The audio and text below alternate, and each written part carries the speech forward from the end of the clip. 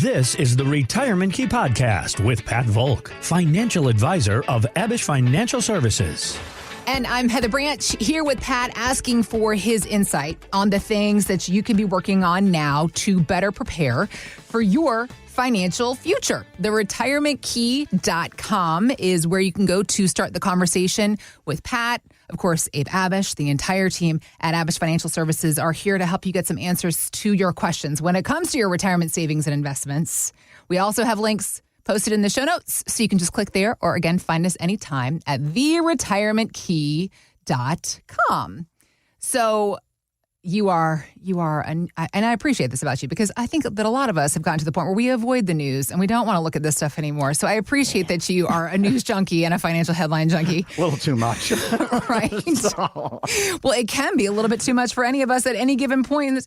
And listen, I know that the 24-hour news cycle was meant to benefit a lot of us in society, but at this point, I feel like it may be not doing anybody any favors anymore. No, a lot of times what it's switched to is getting clicks and likes and revenue generation. So you do definitely need to separate out. Doesn't mean there's no truth in it. It just means that a lot of it is being done for another purpose. Right. Got it. Yeah, well, that's the thing. That's one thing to remember whenever you're watching any kind of network, that the advertiser dollars have a voice. That drives it all. I always say that. I said, you watch, CNBC, you watch Bloomberg. I go, what's their main interest? To get you to the next commercial. Here's the thing. We're not saying that everything that you see is bad, but we're just saying take it all with a grain of salt. Put a filter over it. Two things can happen at the same time. Mm-hmm. Somebody can be giving me very relevant, good information while at the same time trying to make a profit off of it. Yep. Well, obviously, you don't have to be a news or a financial headline junkie to have. There's no way to avoid all the talk about the interest rates, inflation, where we're headed with it. Not just the cons, but the pros, particularly for those who are saving for retirement or are in retirement, how to take advantage of the economic circumstances that have evolved. That's the huge change that has occurred really since the 11 interest rate hikes. Yeah. Massive change. I mean, considering people would be able to go into secure, safe investments, really, prior to 2022, for almost 15 years, the rates were close to zero. You could lock your money up, make 1% or so, but everybody knew it was lousy. So they ran into the stock market. But now, if you can reasonably make guaranteed 5.25, 5.4, I'm not saying though those are like the sky on fire rates of return. But as far as a risk-free rate of return, that is a very attractive yield. It's pretty good. And again, doesn't mean you just put all of your money in there. Right. Again, part of a diversified portfolio. That's right. That's right. So looking for options and opportunities while still managing the doom and gloom that, and I have one of my friends that I work with. I don't know if you know Brandon Bowen, but I think you guys have a lot in similarity in personality. He always talks about, as a person, I'm the most optimistic person you'll ever meet. But when it comes to your retirement plan, I have got to be so pessimistic. Correct. Just be conservative, because what if? It's like it's great. Pat, I don't really plan on any intention of living past age 90, and I'm going to bounce the last check to the undertaker. Yeah. Well, that's great until you're 95. We need to make sure we're planning for things that you may not foresee. That's right. We can't foresee everything. We have to do it. We have to talk doom and gloom to make sure that you, dear retiree, dear podcast listener, are going to go into this phase of your financial life with more confidence. So let's talk about where we are with this interest rate stuff and what people are saying. So for the last few years, obviously, because of that, the term soft landing has been tossed around a lot. And so the idea is that when the Fed keeps raising interest rates as they've done, the effort is to do so slowly to fight inflation, but to do it without causing us to go into a recession. This is what inevitably a soft landing is, correct? That's what they're trying to do. Got it. Okay. So JP Morgan CEO Jamie Dimon, he actually doesn't think it's going to go as well as we're all hoping. He offered a bit of a gloomy outlook to the Wall Street Journal and said this. Things may not go as well as people expect. The odds of a soft landing, the market kind of prices in 70%. I think it's half of that. As a business person, I try to be prepared for all of that. It looks a little bit more like the 70s to me. And I point out to a lot of people, things look pretty rosy in 1972. They were not rosy in 1973. So don't get lulled into a false sense of security because the today looks okay, that tomorrow's going to be okay. So just trying to separate the two. He just had to bring up the 70s, didn't he, Pat? He just had to bring it up because, and there are a lot of people, not even talking about the economy, the stuff that we're seeing as far as students protesting, people are saying how weird it is, the similar world we're living in to what happened in the 70s. Yes, I think a lot of folks, if I could just use the term unease. Yeah. Everyone is a little bit uneasy with what's happening here, and they can't quite put their finger on it. Okay. They feel the tension. They feel the bifurcation, even in the conversations. We have extremes now. But coming into the economy, this is extremely important. Understanding how did we get here? This wasn't something that just occurred in 2008. This has been occurring, if you really just want to go back a little bit here, and it doesn't tell the whole story, started around the dot-com bubble bursting, around the year 2000. Mm-hmm. We immediately lowered interest rates, setting the fuse for the financial crisis. Okay. Interest rates went low, artificially low. We did not have to cut rates to the degree we did back in 2000, for 2000, 2001, 2002. We didn't need to cut rates as far as we did, mainly because the economy was still pretty good. We just had a segment of the economy that was overvalued and having a bit of a problem. So when you had all these mortgages go out, people refinanced, got larger mortgage, were able to obtain mortgages they shouldn't have been able to obtain. Right. So when interest rates went back up, we had the financial crisis. Again, lowering rates back down, injecting massive amounts of liquidity into the system. Mm-hmm. And we kind of continued along at zero rates, really up until around 2016. They started gradually increasing the rate. 2019, very, very important milestone here, and everybody forgets about it. September of 2019, rates were at 2.25.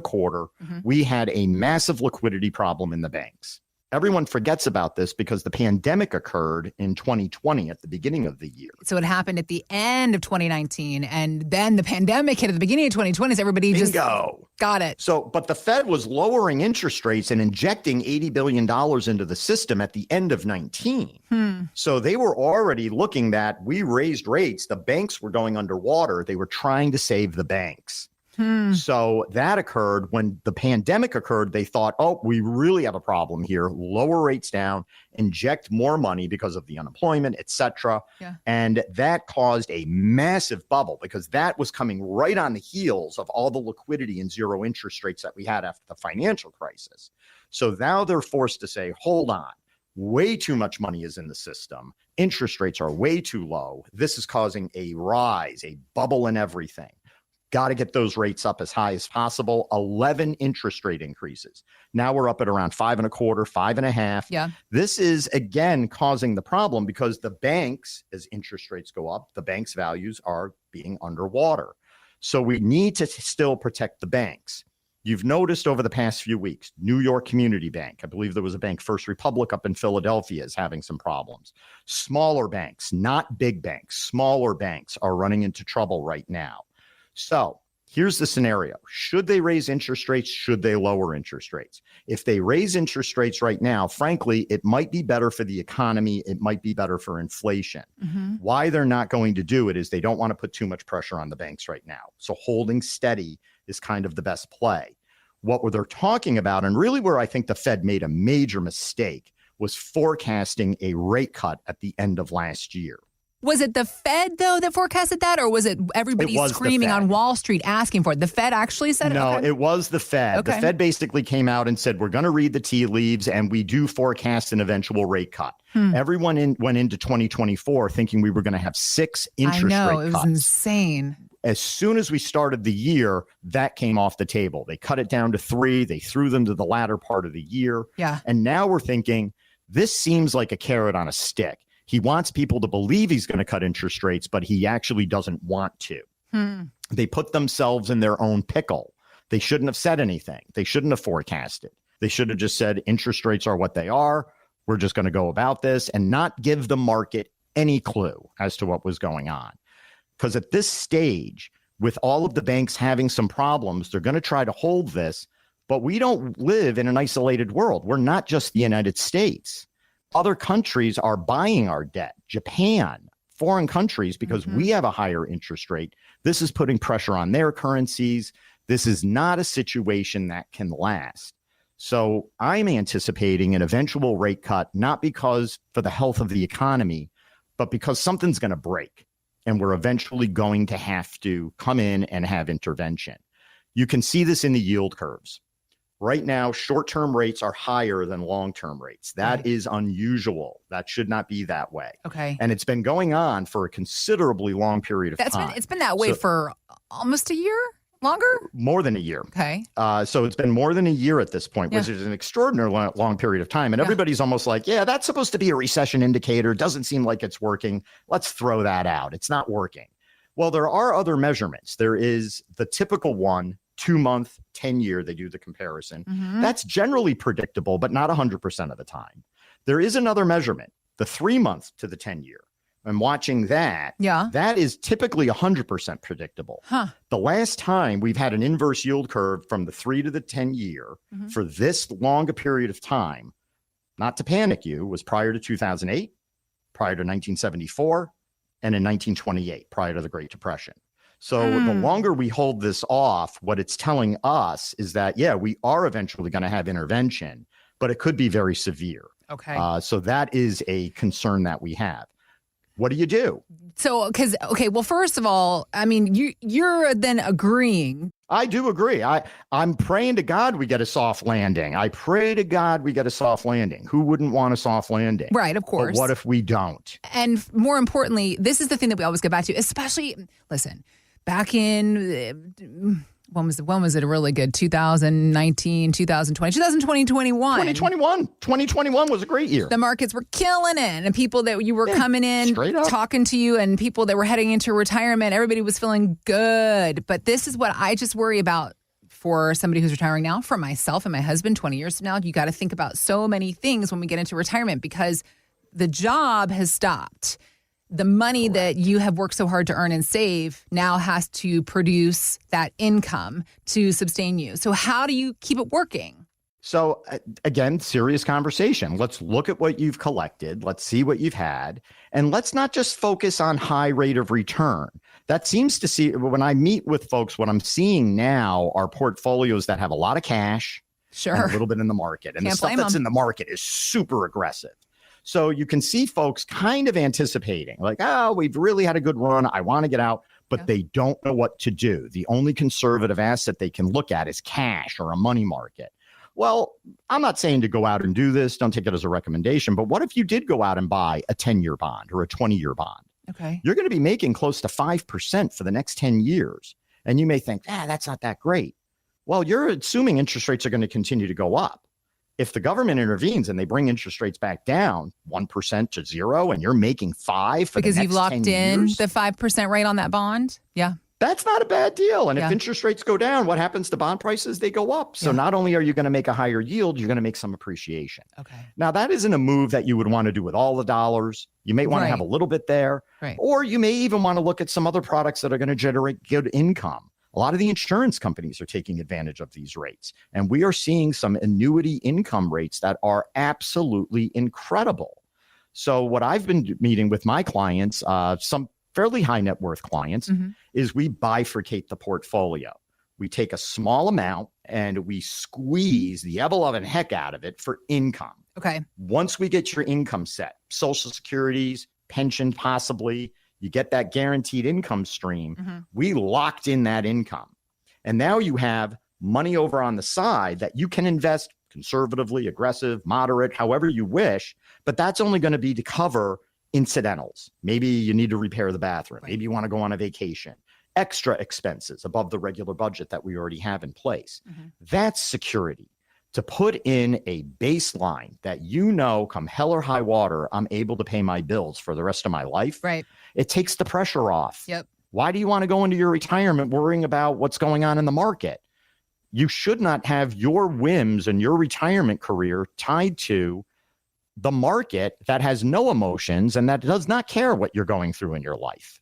You need to set up a plan outside of that. Don't concentrate on your neighbors. Don't listen to the water cooler. Don't have a fear of missing out. Get a plan, put it in place, and make yourself happy. That's the only people you have to concern yourself with. Don't worry about anyone else. Take care of yourself here. And also stay open mentally. I have met folks, they come in, annuities. I hate annuities. I hear horrible things about them. But even bonds, just a couple of years ago, weren't bonds dead a couple of years ago? I mean, I was they were talking because with they were yielding zero. But at this point, they're not bad. Abe Abish of Abish Financial Services was on the radio, WMAL, talking about get that dead money out of your portfolio. We were talking about bonds that are now, you were just saying, why not take a look? Why not take a look? I mean, everything has its season. So, it's like I'm not going to garden in the middle of the winter. I'm not going to buy a bond in a zero interest rate environment. Right. Well, now it's kind of spring is springing. We have interest rates of 5.25. Not a bad deal. But that does reflect back into annuity income, higher rates, locking those in. Yeah. And if you can guarantee higher income in this rate environment and then interest rates do fall, okay, you're good. You're really good. And if rates fall and the market does up, well, we still have a decent amount in the market for you. And so we're going to get you to win. We look to move towards those next opportunities, because that's another thing I also think that's really important for retirees of 2024 and moving forward. It is a different game than your parents and your grandparents had when we were totally different game. And if you're living in this environment where, fear of missing out, everything needs to be in the market, please be careful. This has been the longest running bull market in history. Yeah. It's going to end. Yeah. I don't know when. If I knew when, I'd be in Tahiti. But it's going to end. And they always end. Yeah. It's just a matter of when.